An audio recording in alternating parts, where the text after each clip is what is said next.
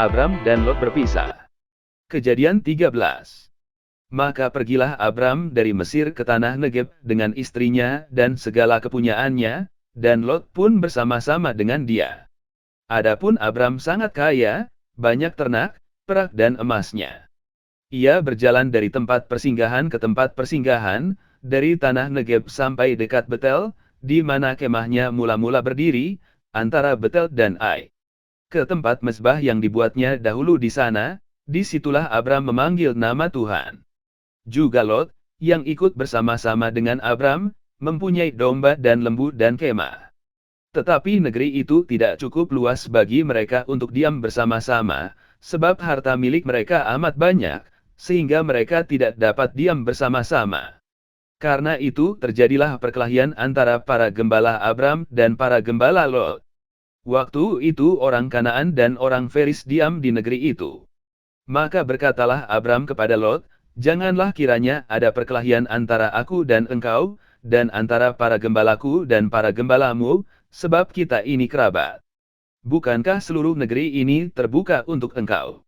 Baiklah pisahkan dirimu daripadaku, jika engkau ke kiri, maka aku ke kanan, jika engkau ke kanan, maka aku ke kiri." Lalu Lot melayangkan pandangnya dan dilihatnya lah, bahwa seluruh lembah Yordan banyak airnya, seperti taman Tuhan, seperti tanah Mesir, sampai ke Zoar. Hal itu terjadi sebelum Tuhan memusnahkan Sodom dan Gomora. Sebab itu Lot memilih baginya seluruh lembah Yordan itu, lalu ia berangkat ke sebelah timur dan mereka berpisah.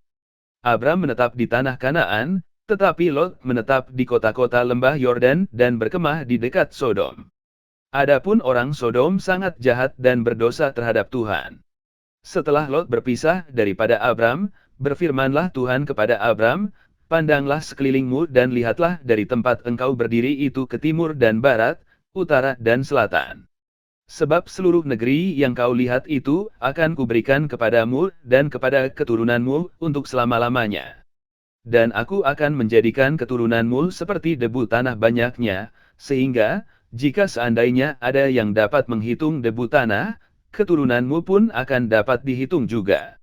Bersiaplah, jalanilah negeri itu menurut panjang dan lebarnya, sebab kepadamulah akan kuberikan negeri itu."